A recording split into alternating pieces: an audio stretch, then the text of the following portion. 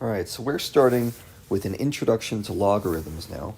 And before we really get into this, we need to explain or think about what the purpose of a logarithm is. And to do that, I'll just draw an exponential graph.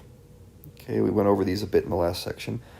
And you can see here this function, I'm just going to call this 2 to the x, right? It crosses the y-axis at a certain place, and it has a bunch of other values going up this line that we could figure out.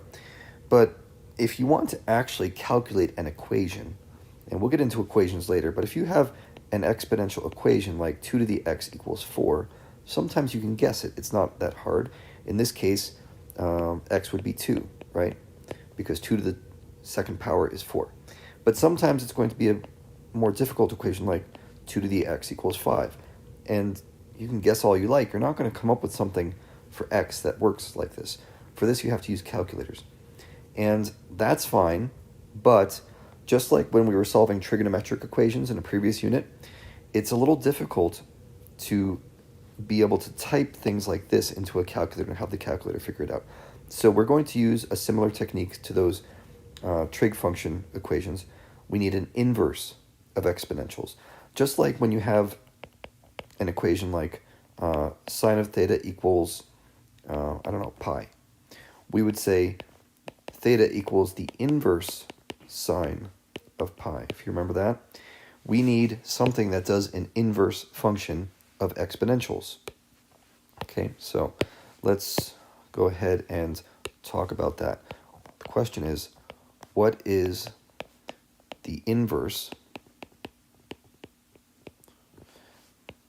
of an exponential? And there's an invented function for this, and we call this a logarithm.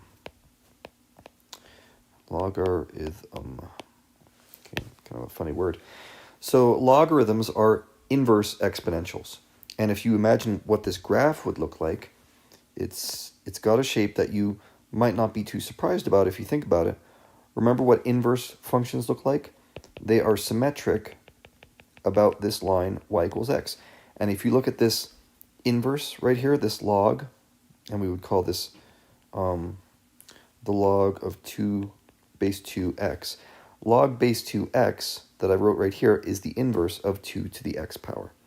And we'll get into all these terms and how we use them, but I want to just get across this idea of inverse functions that we're doing right now. So if I said, what's the domain and range of a logarithm, we could think about this using exponentials first.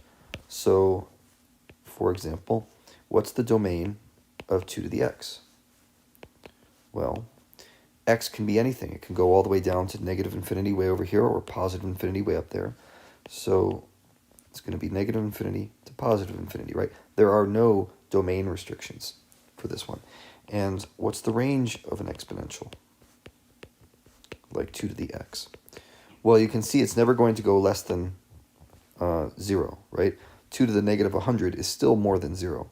So it's going to be at least 0, but bigger than 0. And it's going to go all the way up to infinity. Okay, so that's the domain and range of a exponential. And when I said that logarithms and exponentials are inverse functions, we can use that. If you remember how inverse functions work when you have domain and range, that means the domain of this logarithm, which we just learned about, and the range of this logarithm can be determined from the exponent function because they're inverses. The domain of the exponent is equal to the range of the logarithm, and the range of the exponent is equal to the domain of the logarithm. So in other words, the domain of the logarithm is 0 to infinity, and the range of the logarithm is negative infinity to infinity. And you can see that looking at this graph right here of that logarithm. So that's domain and range. And let's talk a little bit more about what this whole log 2x thing means. And we'll get into the definition of a logarithm for that. So what the definition of logarithm is it relies on the definition of an exponent. And if you recall from a previous lesson, we talked about a equals b to the c. This is an exponential equation. It's a very simple one. And this can be turned directly into a logarithmic function. And the way that looks is log b of a equals c. And I'm using the letters a, b, and c purposefully. We defined these previously when we were doing exponents. And here are the definitions again, if you forgot. A is called the argument. B is called the base. And c is called the exponent. And those definitions for a, b, and c are the same for an exponential as they are for a logarithm. So we would call this right here, this a, that's the argument. This c over here is the exponent, and this b right here is the base. So that's why when I say, let's use an example here, log with a little 2 over here, and then x, what I mean is, I mean this, log base 2 of x, okay? That's the way I would say that. So let's try and use this definition of a logarithm to sort of dip our toes into what logarithms do. We're going to rewrite an exponential equation as a logarithm. And let's do this example right here. Here's what I want to do. Rewrite, and for this one I'm just going to keep it simple.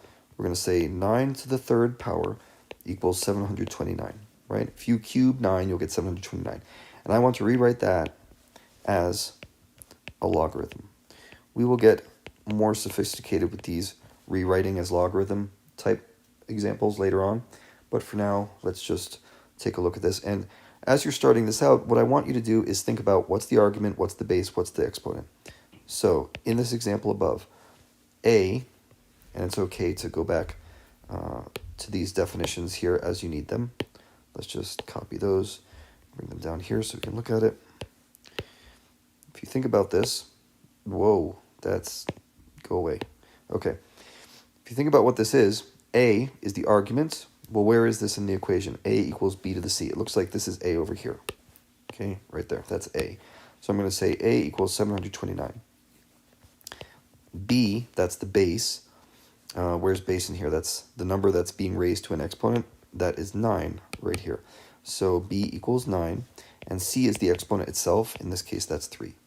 And now use these things right here to rewrite the function as a logarithm. So we would just say log, and what goes next? That's the b.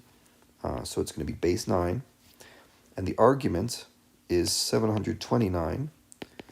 And the exponent is 3. Okay, so this is how you would rewrite the exponential function or exponential equation 9 cubed equals 729 as a logarithm.